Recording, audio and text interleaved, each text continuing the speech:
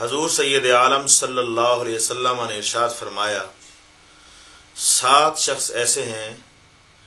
کہ جنہیں اللہ رب العالمین قیامت کے دن اپنے عرش کا سایہ عطا فرمائے گا۔ قیامت کا دن وہ دن ہے کہ جس میں اللہ کے عرش کے سائے کے علاوہ کوئی سایہ نہیں ہوگا۔ تو فرمایا قیامت کے دن ان 7 شخصوں کو اللہ تعالیٰ اپنے عرش کا سایہ عطا فرمائے گا۔ وہ 7 شخص کون ہیں؟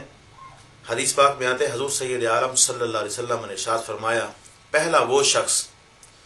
کہ جس کو اللہ تعالیٰ نے بادشاہ بنایا ہو اور اس نے انصاف کے ساتھ بادشاہی کی ہو، تو قیامت کے دن اللہ اسے اپنے عرش کے سائے میں جگہ عطا فرمائے گا۔ اور حضور سید عالم صلی اللہ علیہ وسلم نے ارشاد فرمایا، دوسرا وہ نوجوان کہ جس نے جوانی اللہ کی عبادت میں گزار دی ہو، اس سے بھی اللہ رب العالمین اپنے عرش کے سائے میں جگہ عطا فرمائے گا۔ اور حضور سید عالم صلی اللہ علیہ وسلم نے ارشاد فرمایا، وَرَجُلٌ قَلْبُهُ مُعَلَّقٌ بِالْمَسْجِدِ، فرمایا تیسرا وہ شخص کہ جو مسجد سے نماز پڑھ کے تو چلا آیا لیکن اس کا دل مسجد میں ہی لگا رہا، تو اس سے بھی قیامت کے دن اللہ تعالیٰ اپنے عرش کے سائے میں جگہ عطا فرمائے گا۔ اور حضور سید عالم صلی اللہ علیہ وسلم نے ارشاد فرمایا، چوتھا وہ 2 شخص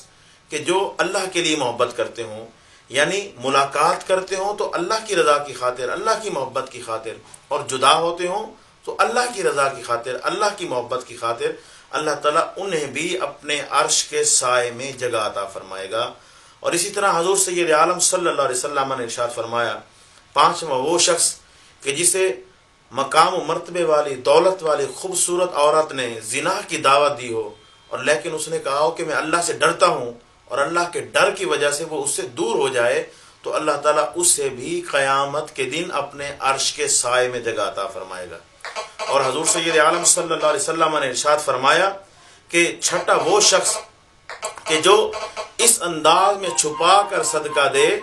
کہ جب دائیں ہاتھ سے صدقہ دے تو بائیں کو بھی پتہ نہ چلے، تو اسے بھی اللہ تعالیٰ اپنے عرش کے سائے میں جگہ عطا فرمائے گا۔ اور حضور سید عالم صلی اللہ علیہ وسلم نے ارشاد فرمایا، 7واں اور آخری وہ شخص کہ جسے اللہ تعالیٰ اپنے عرش کے سائے میں جگہ عطا فرمائے گا، فرمایا وہ شخص ہے کہ جو تنہائی میں اللہ کا ذکر کرے تو اس انداز میں کرے کہ اس کی آنکھیں آنسو بہا رہی ہوں، تو اس سے بھی اللہ تعالیٰ اپنے عرش کے سائے میں جگہ عطا فرمائے گا۔